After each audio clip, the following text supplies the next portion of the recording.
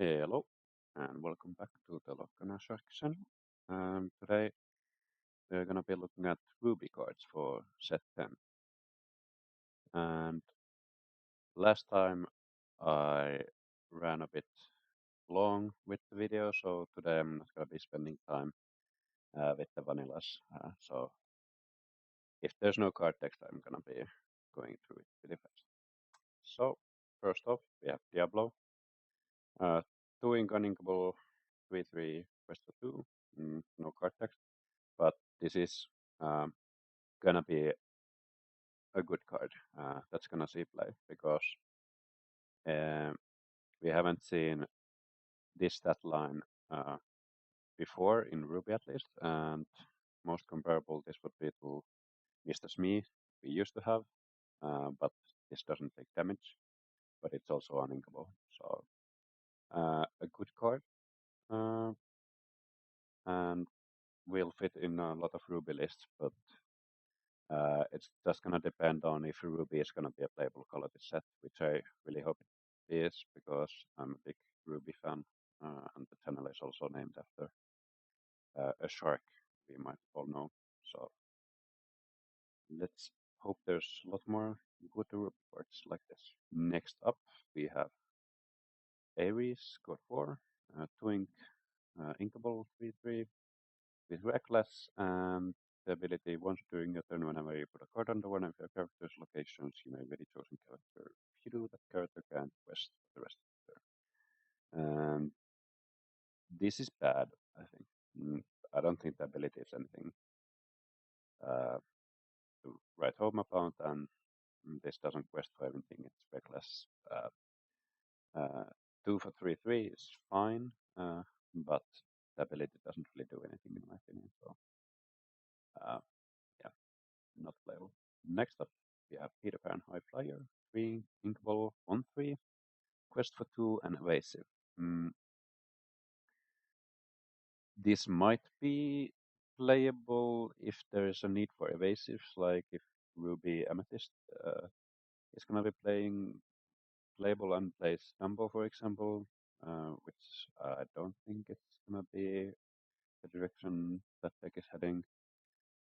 Or if later on there's going to be some Peter Pan we want to shift on this. It's okay, but I don't think we're going to be putting this in a list if there's no additional benefit to the stat line. If you get something out of the hero tag, or if there's some bigger Peter Pan, then you might see this. But for now, I don't think this will see that. Next up, we have Tinkerbell, Fancy Footwork, 1 inkable 3/1, quest for 1, ally and fairy. This is okay. I think it's a good 1-drop. There's not a lot of good 1-drops for Ruby, so it's a welcome addition, and I think this will see play in Ruby lists. And again, it's just going to be a question of if Ruby is going to be playable as a color. But yeah, if it is, this will see play. If not, then, well, we won't see any of these. Next up, we have Raksha, Fearless Mother, being inkable 5/3 quest for 1, and once during your turn, you may pay 1 less to move this character location. This I very much doubt will see play because I don't think Ruby has much locations for it, and the cards, the colors that do, I don't think those game plans will fit with Ruby. And yeah, this is just very random, in my opinion, as a card, and it's uninkable. So yeah, the stat line is fine, but yeah, it's uninkable, and the ability is very dubious. Like if it's gonna get any use, so not played. Next up, we have Shere Khan, Keen-Eyed Hunter. 2 ink equals 3/3 that quest for 1. So this is the new baseline, I guess, for vanillas at 2. And at the moment, there's not a lot of them, so I think this will see play because 2 for 3/3 is good. But as we get more sets and we will get more options, I think this will fade away. But yeah, for now, I think this will see play in Ruby list. Next, we have Rama, Vigilant Father, 6 inkable 6/6, that quest for 2, and with the ability, whenever you play an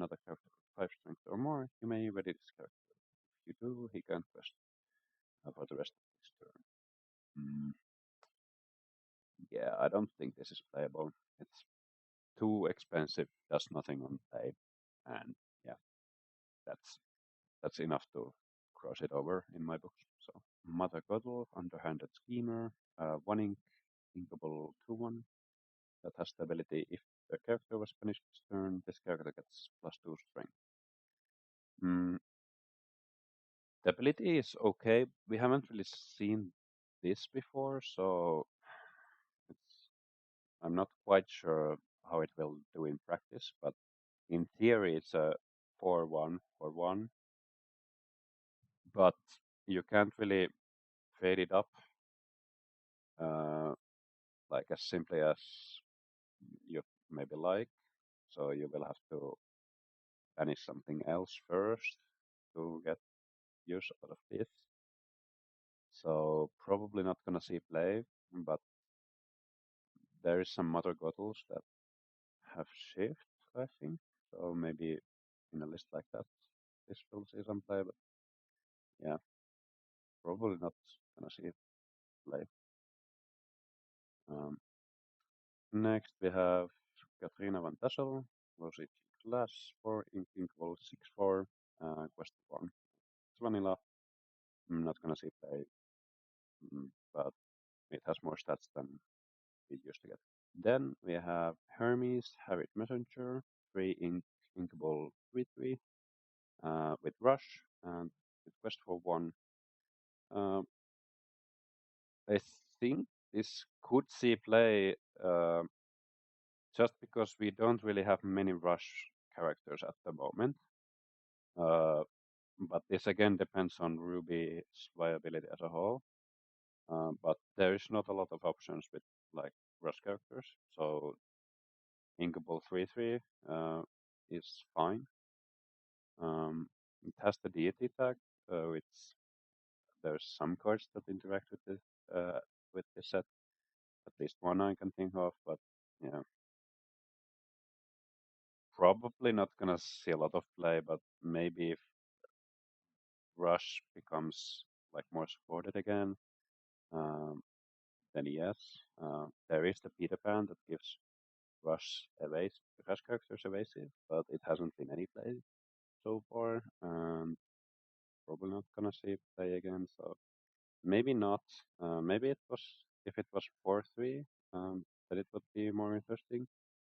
But because the stats are also getting higher, so 3/3 might not cut it anymore on turn 3. So yeah, it's okay, but it's just gonna be like if there's really not like any good options on 3, then this might be okay.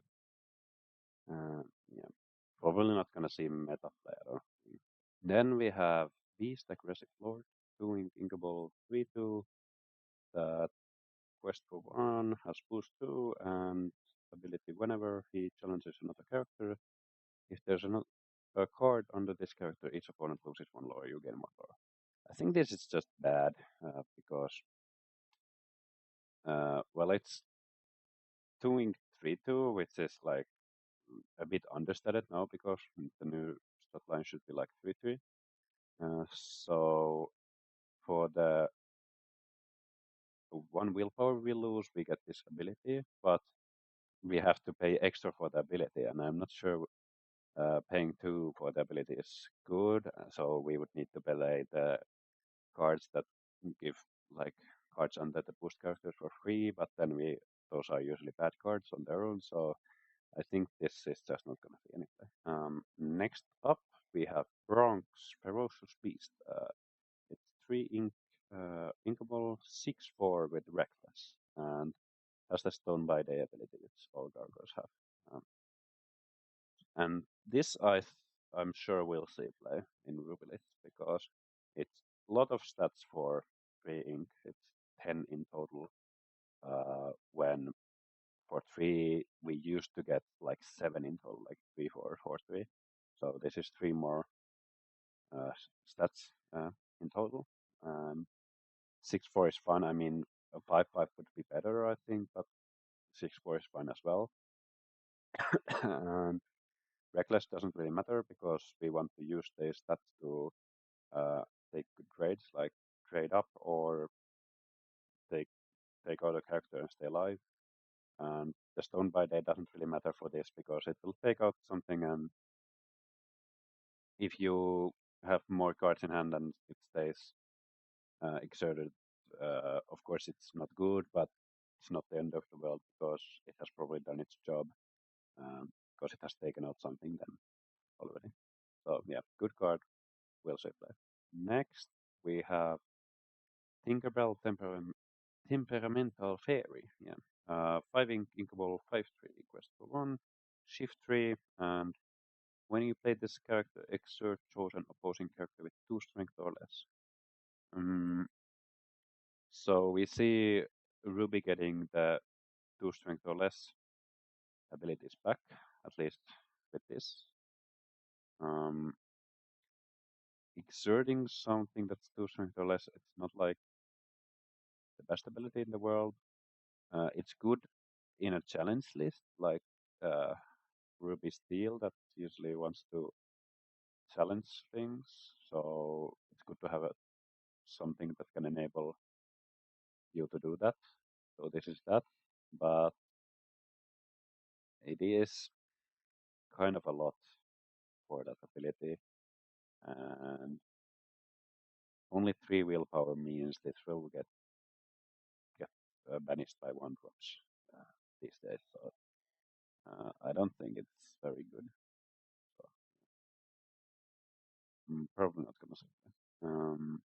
Next we have David Xanatos, Charismatic Leader, 6 inkable, 5/5, quest for 2, and during your turn, whenever one of your characters is banished, draw a card. That's a good ability. Then another ability, whenever this character quests, chosen character gains rush this turn. Mm, those are both good abilities. It is expensive though, mm, so it doesn't really fit into an aggro deck because it costs so much. Um, the ideal turn would be like you are about to take some trades and you play this, and then you uh, get to draw cards for each of your characters that you're trading. But that also means your opponent needs to have quested out. So that's not that's been a problem with Ruby decks, that like stare down is a problem, that this will probably not work out that way. So you would need to play this, have it survive, and then play something to exert your opponent's board, like the new Demona with Amethyst that exerts the all enemy characters. Um, but yeah, I don't really like things that need to survive a turn for their ability to make sense. Uh, it has 5 willpower, which means it could survive, but it is 6 ink. That ability is cool, but that also like super means like it has to survive to get any value from it. Uh, I mean, this is a very good card in limited, but I think this might be like one of those cards that's very good in a vacuum, but might not fit into any list just because there's no space in the 6 slot and it's too awkward. I think that's probably where this card lands. But it's a good card in a vacuum, and especially in limited, very good. Okay, next card is Hans, Brazen Manipulator, 6 inkable, 6/4, quest for 2. King and Queen characters can't quest. At the start of your turn, if an opponent has 2 or more ready characters in the play, gain 2 lore. Yeah, no. Um, Too expensive. It has even 1 willpower less than the previous card, and that really matters. The 4 health is much more weak, like much like weaker to removal, and the first ability doesn't really matter at all, I don't think, and the second ability, mm, I mean, it's some pressure for your opponent to uh, start questing and give you targets to challenge, but I think this will just die to removal the turn it's like played, and then it did nothing. So yeah, not good. Next up, we have Hercules, Mighty Leader, Uninkable, 5/3, Quest for 2, and the ability is read this character can't be dealt damage unless he's being challenged, and while this character is exerted, your other hero characters can't be dealt damage unless they're being challenged. Mm, the abilities are very interesting because Steel has been pretty oppressive with removal in the last set. Decks just like either tried to go so fast that they couldn't, like they didn't care about the removal that much, um, or and removed things themselves, or tried like grind it out. But steel removal is really good, and it will still be good this set, I think. And this is a card that just says no to that,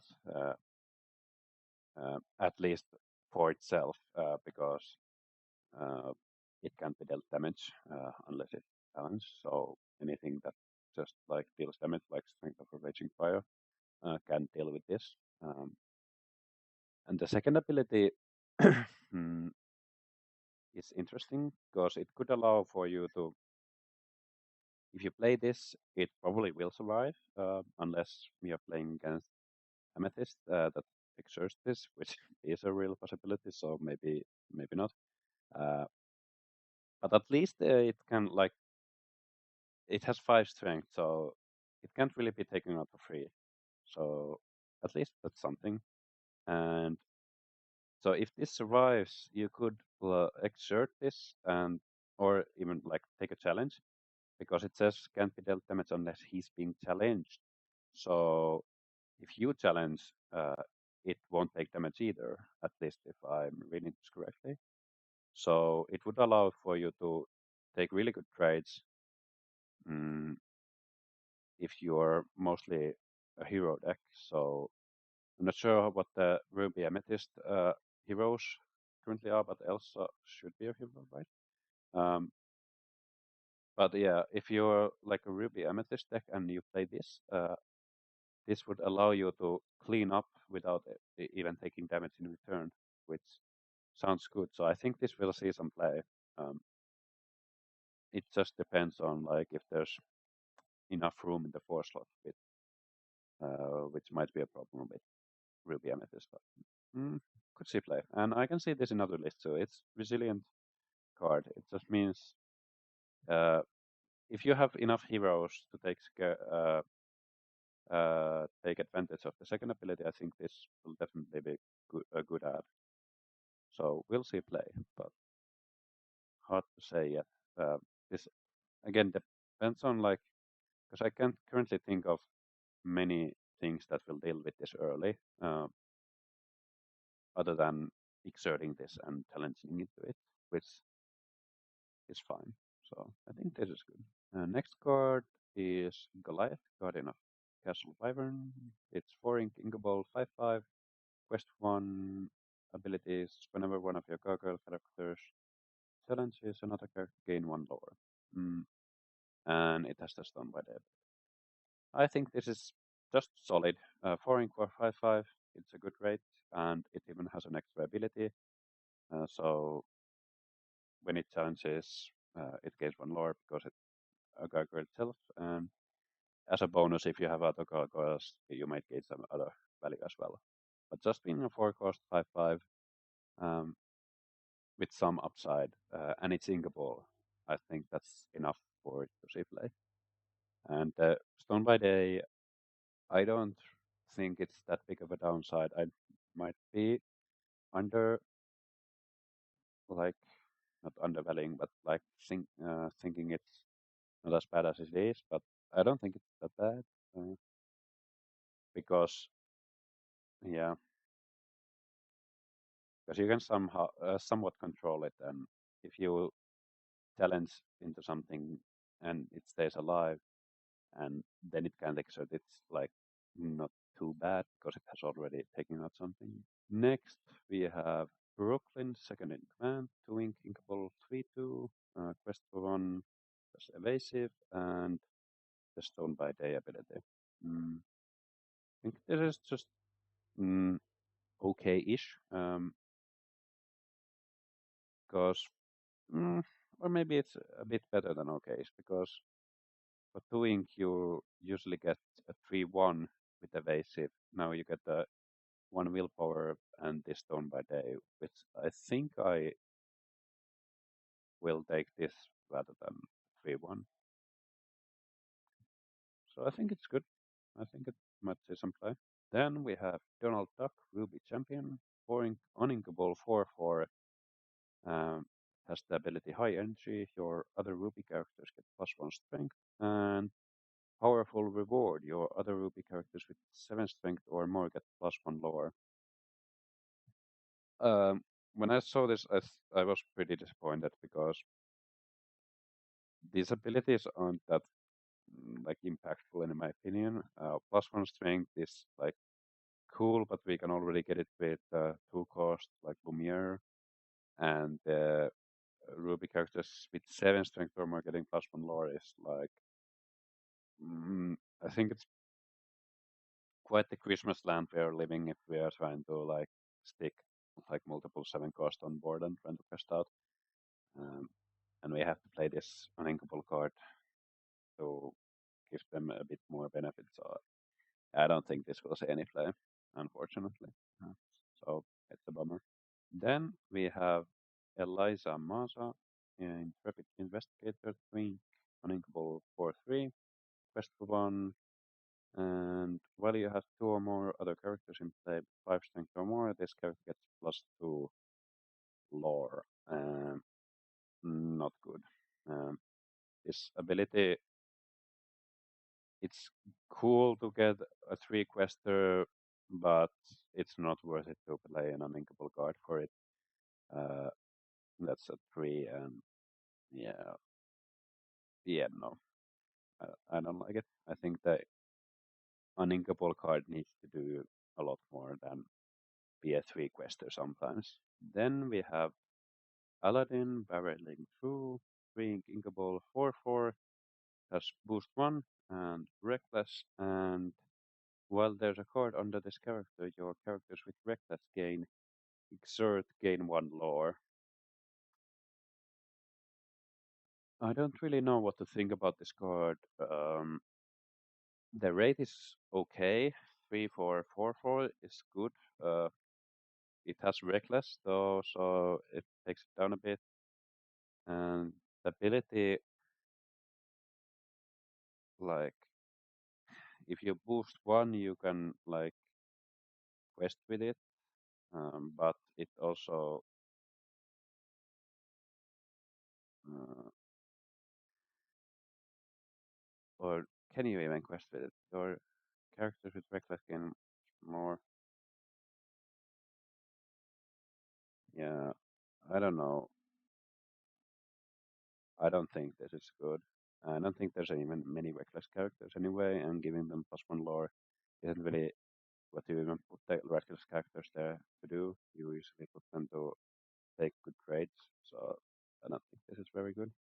Then we have Lady Tremaine, Sinister Socialite, 5 ink, uninkable, 5/4, quest for 2, boost 2, and ability is whenever this character quests, if you put a card under her this turn, you may play an action with 5 cost or less from your discard for free, then put that action card on the bottom of your deck instead of into your discard. The ability is good, but you can't really think of this as a 5 cost card again. You maybe you don't always pay the boost. You maybe play some card that gives boost characters a card under them. But from what I've seen, those cards aren't very good. So yeah, and while the ability is good, it is again an ability that requires this to survive a turn, and with 4 willpower, that's not not very likely. And yeah, it's just if you play this and this gets removed by strength, for example, it's just GG because you just wasted your turn 5 to do absolutely nothing while the opponent removed it for free. And so, yeah, not good. Next is the Headless Horseman, Terror of Sleep Hollow. 5 uninkable again, with 4/2 stat line and quest for 2. And the abilities are when you play this character, banish chosen opposing character with 2 strength or less. And during your turn, whenever an opposing character is banished, each of your characters gets +1 strength this turn. I think the first ability is okay because it's immediate impact,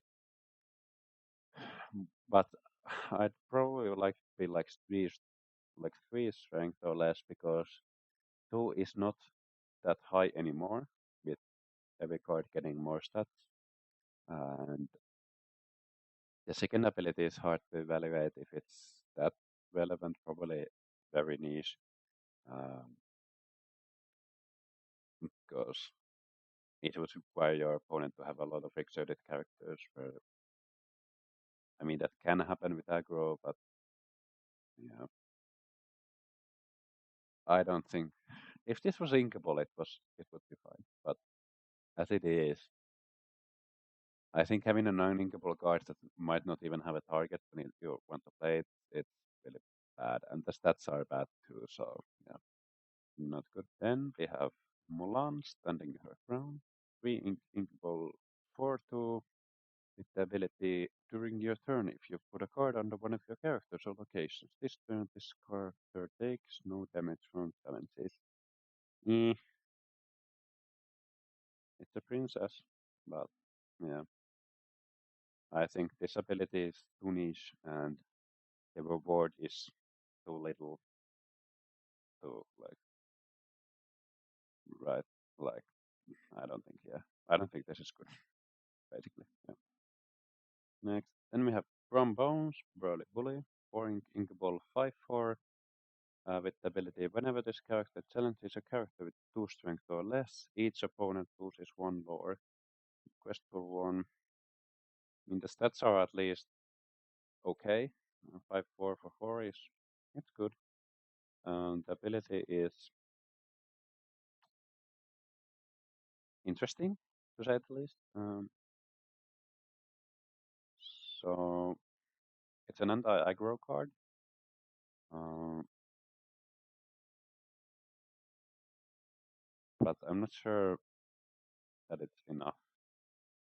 And again, we ran into the problem of this like doing nothing when it's played, and it's all like at 4 cost it's fine sometimes to play a character like that, but uh, yeah, I don't think it's gonna be played. Then we have Shere Khan, Fierce and Furious, 8 inkable 8/8, quest for 2, shift 5, and the ability Wild Rage reads pay 1 ink, deal 1 damage to this character, ready this character, and he can quest for the rest of this turn. So in theory, this could take out a lot of characters because for the low cost of taking 1 damage, we can ready this multiple times a turn. This could also sing songs uh, for that same low cost of 1 damage and one ink, of course. Yeah, it is interesting at least because it can allow for some like big swings if you use this for songs. I think that's the like best case scenario for this card that you sing multiple songs with this, but then you need to have the cards somehow. So currently I don't really see a place for this card, but it's at least an interesting ability for a big character. And it's not just that And it is big too, but it's not just big. It also has an interesting ability. But I don't think it's gonna see play for now at least. Maybe later. Hoping. Okay, then we have next up Olympus, two-ink action, thinkable, and the abilities. If you have a character with 5 strength or more in play, you pay 2 ink less to play this action, so you can play it for free. And it's very chosen character, they can't quest for the rest of this turn. Next time they challenge another character this turn, gain 1 lore. And the obvious thought with this card is to use it with Shark. So you play Shark, then you can play this for free. Then you can take a challenge. You can play this to ready the Shark, gain lores, do that again, take the card with Shark. But is that actually gonna happen? Is the question. Because if you're not doing something like that, then this card does not do much. Though it is inkable. Mm, mm. I mean, I think this will see play, but yeah, again, hard to say how good it is. But it's kind of like a combo piece, but you can't really say because if the combo doesn't work, then the combo piece is useless. So uh, to be determined, but it has potential, and I think it will see some experimentation. Next, we have Get Safety. It's a inkable action. Uh, Play a location with cost 3 or less from your Discord for free. Then, if you have a location named Sleepy Hollow in play, draw a card. I mean, depends on the Sleepy Hollow, but I think uh, traditionally cards that are only good with like a certain card, like a Sleepy Hollow, that's gonna be a single card. It already requires you to have two. Like this is again a combo piece, but it's like super niche combo piece that doesn't pay. Because if you don't draw a card, then it's much like it's not worth it to play at all. To play a location from your Discord for free, that's cost real life. Yeah, that's not really a thing you want to do. So depends on the Sleepy Hollow, but I have a suspicion this is not gonna work. Then we have Time to Go. It's a 3 ink inkful action. Banish chosen character of yours to draw 2 cards. If that character had a card on them, draw 3 cards instead. Mm, no, I don't think you have time to take this big of a tempo hit. Uh, you need to banish. I mean, if there's cards that reward you for banishing them already, then this might be okay if there was a lot of them.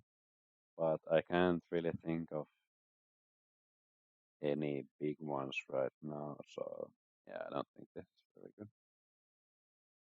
If this was a song, it would be different because you could like sing that, sing it for like play it for free and draw the cards.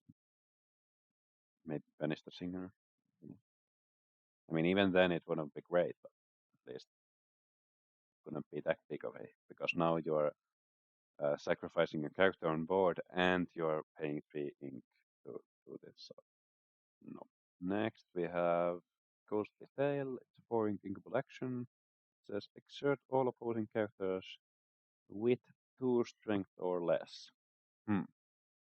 Um, so more 2 strength or less things. I think this is at least worth exploring. Ruby has had a hard time like actually exerting things, like having targets to like. There's a lot of things that would be like good in theory, but your opponent doesn't need to exert their things. So to have an actual action that can do that is good. Though it is restricted to 2 strength or less characters, so it's gonna depend on if there's enough things that can like because there's already like under the sea that just like gets rid of them. So we are now this card only exerts them. Um, it is different color altogether, but you can like, think it that way. Think I don't think it's good enough because it requires setup to like get characters to like give minus strength to characters. I don't think at that point it's worth playing. Okay, then we have a reprint. It's Dragonfire, 5 ink uninkable action that banishes chosen character. Mm, this didn't really see a lot of play towards the end of its cycle of playability, like when it was still legal to play. Um, this is the new version, of course. It has different art to the original one, but it is an option, at least another banish option for Ruby.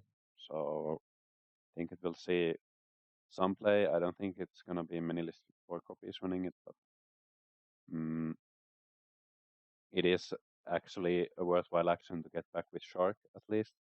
So that helps. So I think it will see some play, but not anything like special. Then we have Mushu's Rocket. It's a 1 ink inkable item. It says when you play this item, chosen character gains rush this turn. And the second ability is pay 2 ink, banish this item, and chosen character gains rush this turn. I think this is a really good item because Ruby was missing Vitalisphere a lot. So this is kind of like Vitalisphere, but uh, kind of better in some ways because you can get 2 uses out of it. Um, so that's cool. Um, but yeah, it's gonna be, you need to feed it. You could maybe play it like on turn 3 or 4. Maybe you could play it with the Bronx on turn 4. You could play the big meatball and give it rush. Mm, but yeah, I think it's good to have. And then when you once you have it on board, it's still a threat your opponent needs to respect. You could like have any character with rush at any point. So I think this is good, a good card, and definitely needed because now you can threaten to rush them with the shark uh, in the late game. Um, so yeah, I think this is a good card. Okay, then we have second to last card. It's the Bitterwood Underground Forest. 4 ink inkable location. Move cost is 2, that's 7 willpower, gains 1 lore, and abilities. Once during your turn, whenever you move a character with 5 strength or more here, you may draw a card. Hmm. Um, I guess you are supposed to use the 3 cost card we saw earlier that could move the places for cheaper. But yeah, I don't think we're gonna do that. Has 7 willpower, which is okay. Um, you're gonna need to utilize some way of moving things for free here because it's not really worth it to pay 2 for cards. I mean, with some Ruby decks, you might even do that because you run out of cards often. I mean, it's okay as a location. Yeah, that's all I can really say about it. It's okay, but uh, nothing, nothing really special. Yeah. Then the last card, it's the Sleepy Hollow. The Bridge. 3 inkable location, 6 willpower, 1 cost to move. Whenever you go to quest file here, you may banish this location to gain 2 lore and give them evasive until start of your next turn. No, thank you. It doesn't gain lore on its own. It doesn't draw cards. It's just a location that sometimes gets you 2 lore and gives a character evasive, which is not worth it, in my opinion. Okay. Yeah. Not sure if Ruby got enough good cards. There are good cards, but not sure if it's enough to push Ruby enough. But I hope so because my sharks are collecting dust at the moment, so I really want to use them again. But yeah, next up we have Sapphire. See you in the next video. Bye bye.